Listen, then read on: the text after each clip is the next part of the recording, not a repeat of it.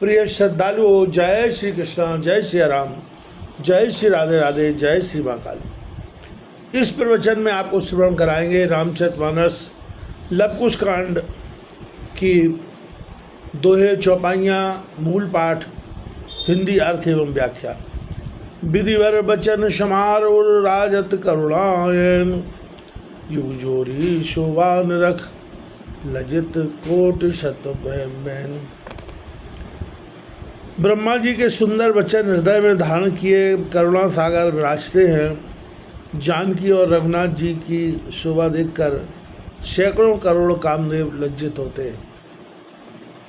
अनुज सचिव प्रभु प्रजा बुलाए, गुरु गए सादर मुनि संगाए। मकर मास रवि पर्व सुहावा, विदा मांग प्रभु पद सिरनावा। प्रभु ने एक समय सब छोटे भाई, मंत्री तथा प्रजा को बुलाया। आदर से सब मुनि सहित गुरु के घर में आए। मकर की संक्रांति सूर्य पर्व आने से सबने रघुनाथ जी के सहित गुरु जी के चरणों में मस्तक झुकाकर उनसे जाने की आज्ञा मांगी। काशी क्षेत्र धर्म जग जाना, चले शकल सब सज सज जाना।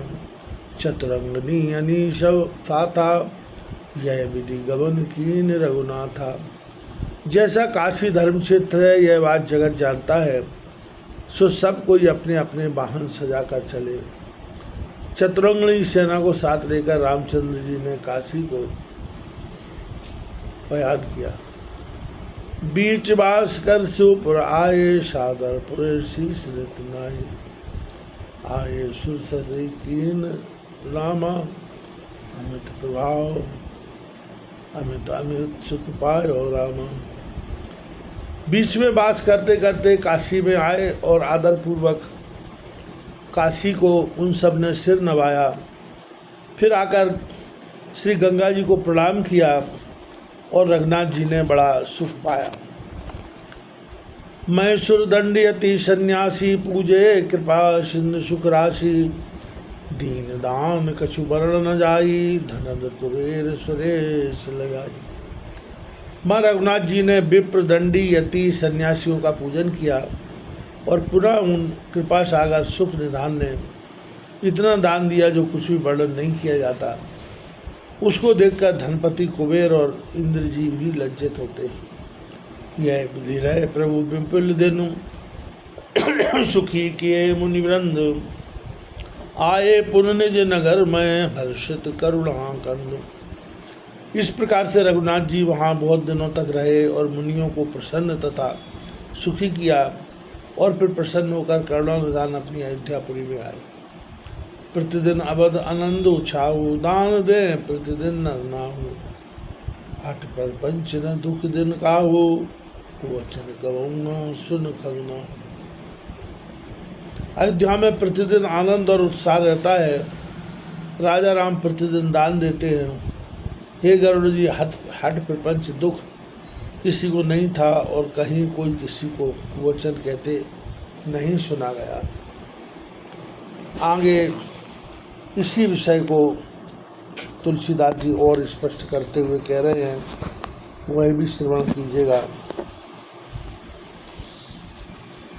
सुने जहाँ तहाँ वेद पुराना, दूसर धर्म न काऊ जाना। दिन दिन प्रीत देख भगवाना, अति आनंद सकल पुर जाना।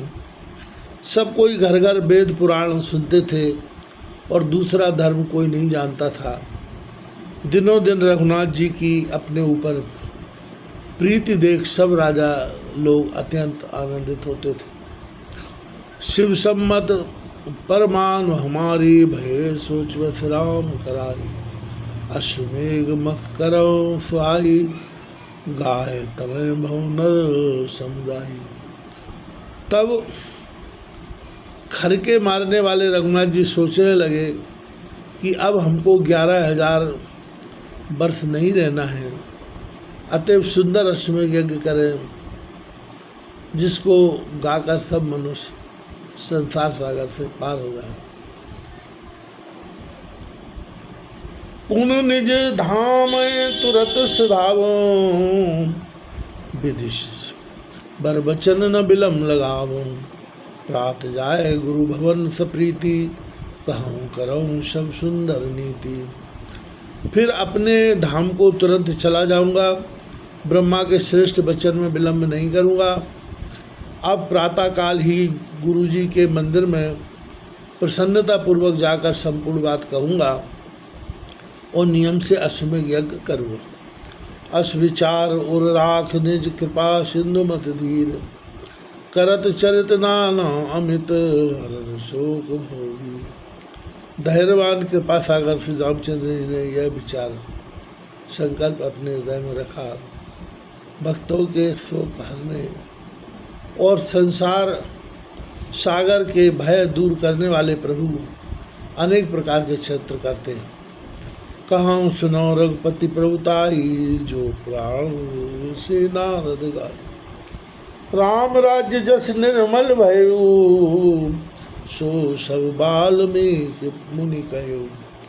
सुनिए, मैं रामचंद्र जी की वह प्रभुताई कहता हूँ जो पुराणों में देवर्षि नारद जी ने गाई है।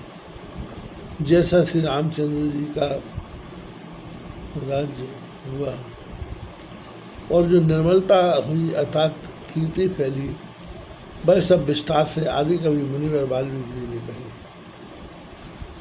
मैं अति लग बरनऊँ कहे भांति, सुनिए तक की हंस की पंक्ति। सुनिए न ओम कतऊ, अग काना पढ़े चतुर नर वेद पुराण। फिर अति तुक्ष भक्ति मतिहीन क्या वर्णन कर सकता हूँ। बगुला हंसों की पंक्ति में कहीं शोभित हो सकता है, अर्थात नहीं हो सकता। राम के राज्य के समय पृथ्वी पर पाप का नाम कभी कानों से भी सुना नहीं जाता था। चतुर मनुष्य नित्य पुराण पढ़ते थे। गावै प्रभु गुण भव भयहारी, निंदह अमर लोक आज्ञा मात पिता गुरु करहीं, जब तप दान सदा अनुसरहीं। संसार सागर के भय दूर करने वाले प्रभु के गुणानुवाद गाते हैं और देवलोक के स्त्री पुरुषों को अपनी भक्ति से तिरस्कार करते हैं। माता पिता गुरु की आज्ञा सब पालन करते हैं और जब तप दान आचरण करते हैं।